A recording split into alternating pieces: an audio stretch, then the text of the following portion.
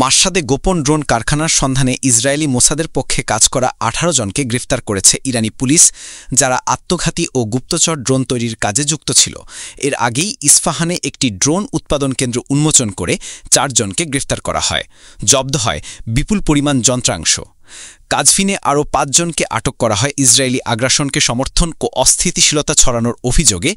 লোরেস্তানে Israeli হামলা সহজতর করার দায়ে আরও একচেটিয়া চক্র ভেঙে দিয়েছে নিরাপত্তা বাহিনী। দেশজুড়ে মোসাদের গুপ্তচর নেটওয়ার্ক ধ্বংসে ইরানের কন্ট্রা ইন্টেলিজেন্স তৎপরতা এখন সর্বোচ্চ স্তরে।